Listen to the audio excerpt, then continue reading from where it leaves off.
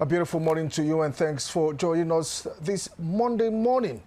Sport highlight on the Breakfast Show on Rapid TV.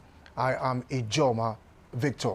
And we'll begin with the FIFA Under-17 Women's World Cup just concluded in Morocco, where in her historic game, North Korea, yes, and 2 in a row. Yes, 2 in a row for North Korea. Well, when you look at team football, youth football rather, you'll be wondering how countries like this are making it. But it seems when you prepare, yes, when you prepare well, then you are prepared to win. But if you don't prepare at all, they were once in the semi-finals, yes, but we clinched only the bronze medal. That is the highest the Flamingos have gone. And we thought we were going to improve on that particular performance, but it's not so when it comes to youth football in Nigeria. But someone is on the show this morning. Hopefully we'll give him enough time, talking about former Super Eagles captain Austin JJ Okocha. He will definitely come on the show when that time comes, and he will talk about what's happening to the declining state of football in Nigeria, and also the possibility of getting to that glass house. Okay, away from that one, we go straight to what happened at the FIFA Under-17 World Cup, where Morocco set a new. El Salvador will be up against Germany. Honduras will take on Indonesia. Zambia will be up against Brazil. Egypt will take on England. The World Cup, talking about the FIFA Under-17 World Cup as it is. We'll see how that things will pan out there. Let's see how it goes.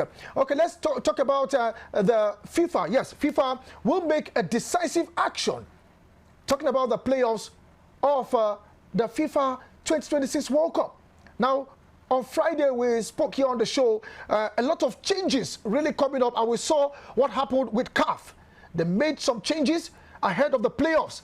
But this is what FIFA will be doing ahead of the playoffs. Now, during the 2022 FIFA World Cup in Qatar, all teams that advance via the playoffs route were automatically placed in pot 4 of the draw, regardless of their FIFA ranking pointer. Now, however, for the expanded 2026 edition, FIFA is reportedly considering a new approach that could significantly alter the seeding structure. Now, according to a margin report, the governing body intends to seed all 6 playoffs qualifiers, 4 from Europe and 2 from inter-confederations playoffs, based on the FIFA ranking position of the highest ranked team in each playoffs. Now, this potential adjustment could trigger a massive shake-up in the projected pot for the 2026 World Cup draws. Now, under the new system, Italy, or the team emerging from their playoffs part, could move up from pot 4 to pot 1, while Germany would drop from pot 1 to pot 2. Austria could also slip to pot 3. Meanwhile, teams like Turkey, Ukraine, Poland, and Nigeria, or whichever team qualify through the respective playoffs path, will benefit from climbing from pot 4 to pot 3. Conversely, sides such as Tunisia, Qatar, Uzbekistan, Saudi Arabia, and South Africa might find themselves, demoted to pot 4 as a result of the new seeding model. If confirmed, the adjustment will represent one of the most significant structural changes to the World Cup seeding in recent memory, potentially reshaping the competitive balance ahead of the 2026 global showpiece. So let's see how it pans out with the playoffs for the Super Eagles. Yes, let's let it pan out. But all I can tell you categorically that the playoffs, let's begin from Africa, that we go down this week. After the playoffs, the winners will represent Africa in the intercontinental playoffs. And if Nigeria eventually qualifies for the intercontinental playoffs, looking at the teams from the confederations, they will pick the highest FIFA ranked team. And amongst those that are qualified, even as we speak, Nigeria is the highest ranked team. So all we just need to do is to beat Gabon and beat the winner between Gabon, DR Congo and Cameroon. Then we are on the way to the World Cup. But these are just on paper. 90 minutes will definitely decide on the field of play. Also on Friday, we talked about the FIFA ranking, the team list of the Super Eagles, and Gabon released theirs, and Super Eagles head coach Eric Chell also released his own team list that will do battle against Gabon. Now, according to reports, head coach Eric Chell has released the list. Now, Captain William Troost Ekong, and ace forward Victor James Osimhen, goalkeeper Stanley Nwabali, defender Bright Osai Samuel, and Calvin Bassey were included in the squad. Now, Chell also included 89-cap midfielder Alex Iwobi, exciting young defender Benjamin Frederick, midfielder Frank Onyeka, and Wilfred Ndidi, and forward Samuel Chukwueze alongside Ademola Lookman in his team. The Malian also recalled goalkeeper Maduka Okoye and Spain-based forward Chidera Ejuke, with midfielder Rafael Onyedika and forward Tolu Arokodare, Jerome Ako Adams, and Olusegun Olakunle also on the roster. Now, the players are scheduled to fly into Morocco from their different bases in Europe and elsewhere to cover the game in Rabat on Monday, 10th. That's to say, they must resume camp today. Now, the Super Eagles will take on Gabon in the first semi-final scheduled for the 22,000 capacity complex Sportif Prince Heital Moulay Al Hassan Stadium in Rabat today, this week, Thursday. Okay, here are the full list. In goalkeeping department, we have Stanley Nwabali, Chippa United of South Africa, Amas Obasoge from Singida Black Stars in Tanzania, and Maduka Okoye from Udinese FC in Italy. Defender, we have William Troost Ekong from Al Kholoud in Saudi Arabia, Calvin Bassey, Fulham, and Olua Similogo Ajayi from Hull City in England. Bright Osai Samuel from Birmingham City in England, Bruno Onemechi, Olympiacos in Greece, Chidozie Awaziem, Nantes in France, Seydou Sanusi, FC Porto in Portugal, Benjamin Frederick from Dende FC in Belgium. And in the midfield department, Alex Iwobi, Fulham, England, Frank Onyeka, Brentford FC in England, Al Hassan Yusuf Abdullahi from New England Revolution, USA, Wilfred Ndidi, Besiktas in Turkey, Rafael Onyedika, Club Brugge in Belgium. And the forward, we have Ademola Lookman, Atalanta, Italy, Samuel Chukwueze, Fulham, England, Victor Osimhen, Galatasaray, Turkey, Simon Moses, Paris FC in France, Chidera Ejuke, Sevilla in Spain, Tolu Arokodare, Wolverhampton Wanderers in England, Ako Adams, Sevilla, Spain, Olakunle Olusegun, Paris Nice Novgorod in Russia. Meanwhile, 10 players have reported to the camp of the Super Eagles as of yesterday. That is in Morocco, in preparations for the 2026 FIFA World Cup playoff semifinals against Gabon. William Troost Ekong, defender Benjamin Frederick, and Chidozie Awaziem were the latest arrival in the team's hotel on Sunday night, joining 7 early birds who reported over the weekend. Those already in camp include defender Calvin Bassey, midfielder Alex Iwobi, and Alex Iwobi, Wilfred Ndidi, Moses Simon, Tolu Arokodare, Olakunle Olusegun, and Samuel Chukwueze. Now, the remaining players are expected to be in camp today as the 3-time champions gear up for what promises to be a thrilling encounter against the Panthers of Gabon at the complex Sportif Prince Heital Moulay Al Hassan Stadium. Now, the match is scheduled to kick off 5 p.m. Morocco time and also the same time with Nigeria. Meanwhile, in the other semi-finals, Cameroon will take on the DR Congo with the winner of both tie advancing to the final on Sunday evening at the same venue. The eventual champions will secure Africa's sole ticket to the Intercontinental Playoffs slated for Mexico next year, 2026. And we'll go straight to the MPFL.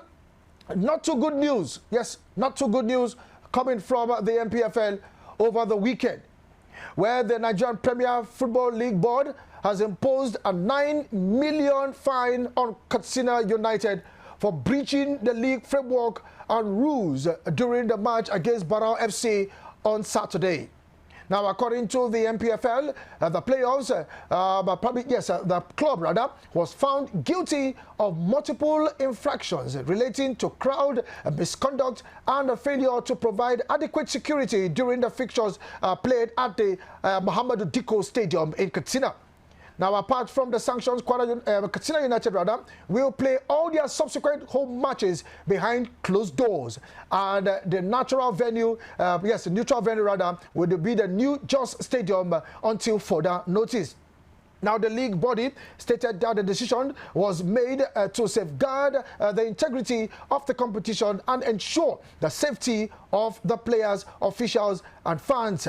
Katsina United have been given 48 hours to appeal the ruling if they wish to contest the sanction. Now, looking at Katsina United, a couple of weeks back, Kano Pillars was given the same sanction, but this time 9.5 million was given to Kano Pillars for the same football hooliganism, where fans will invade the field of play and, cause mayhem on either properties, vehicles, the officials, and the players. And only for the NPFL to sanction Kano Pillars 9.5 million and banish them to the Muhammadu Dikko Stadium in Katsina. Now, the same stadium of Muhammadu Dikko, talking about the home ground of Katsina United, saw something again that was really bizarre against Barao FC. Katsina United opened scoring and Barao FC equalized, only for a fan to invade the pitch of play and cause havoc. The game was altered for about 2 to 3 minutes and later resumed. Now, a lot of things going on social media that the fan actually slit the throat of the Barao FC in the person of Abraham. But NPFL has come out to debunk that rumor that said there's no such thing as the throat of any players that was slit. Now, this is where we talk about how news fly around on social media. Now, no one can tell if that is the truth. But it was saw on ground a lifeless body. Well, viewers' discretion, if that will be put on the screen, that was flying around social media. But, yes, NPFL, the organizers of the league, has debunked that to say there is nothing like that. So we don't even know which to believe anymore. But this same image circulated even on major publications, carried it around. Now, Kano Pillars, in the last 6 years, they've been fined over 45 million. Only Kano Pillars, because of what usually happens at the Sani Abacha Stadium in Kano. Well, we don't know how this will go. We don't know how it will pan out. Which, to me, if I were to be at the helm of affairs of the NPFL, I will take Katsina United and take them to Bayelsa State. That is where it will be their home ground, far away from home. But if you take them to Jos is not far now. How about they just stroll in and play their game in Jos? Take them to Bayelsa. Or you take them to Port Harcourt, or you take them to Lagos, far away from home, and let them feel how it is. Even the 9.5 million is not enough. You add more money to them so that next time they won't do such things. The Sani Abacha Stadium in Kano and also the Muhammadu Dikko Stadium in Katsina is no grounds, especially for visiting teams that are coming to play their away games. Well, I believe the NPFL can still do more concerning this one before the end of the season. We just hope that nothing like this again happens.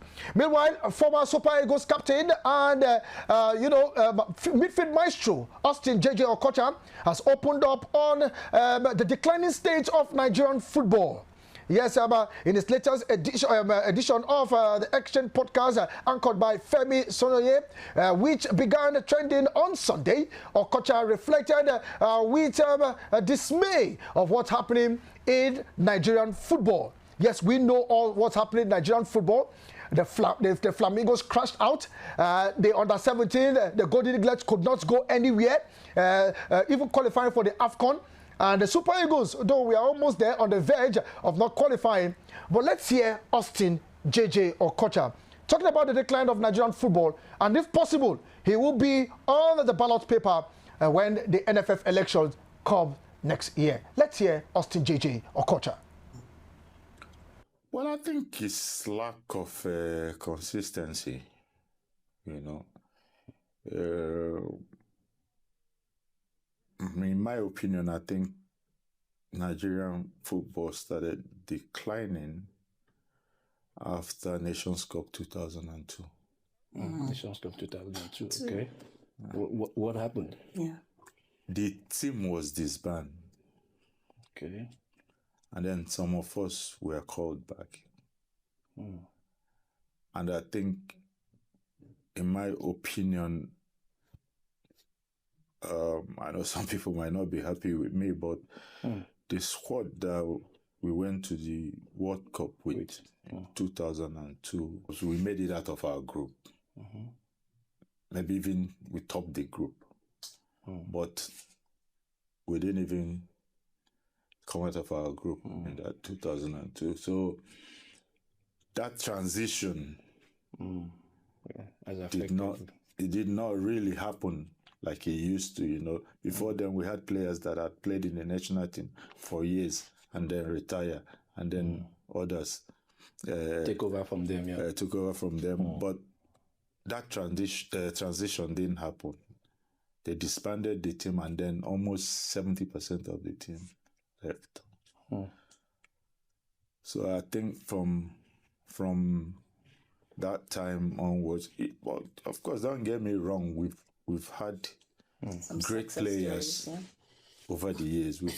We've had players that have won tournaments also for Nigeria, but that consistency, that's lacking. Yeah, we don't win games with conviction anymore. Yeah. You know, we've lost that fear factor. Before, nations used to be scared to play Nigeria. I mean, I'm a junkie when it comes to football. I'm a big, one of the, forget about me playing for Nigeria, I'm one of Nigerians' biggest fan. You know, that was why, part of the reasons why I moved back home, you know, to show that I'm from a good place too. Forget about the image that they portray out there sometimes, you know. Yeah. So, I mean, if we get to the level that we have to come out and say that enough is enough, we've seen enough, why not? Okay. You never know what And you will should happen. add to that if he was made the NFF president, Yes. what would he do different? Yes. I'm a football person. It's my focus will be us getting results. Okay. You know, it's a result business, you know, and people forget that if the team is not winning, if the team is not doing well, then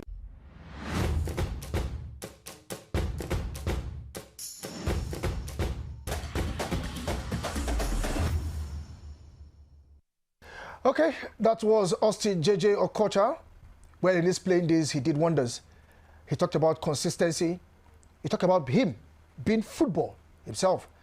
And let's see how it pans out. If he will come out for the NFF elections, when the election definitely kickstart probably next year. And let's see how it pans out. Well, that's a wrap on a sport highlight this beautiful Monday morning.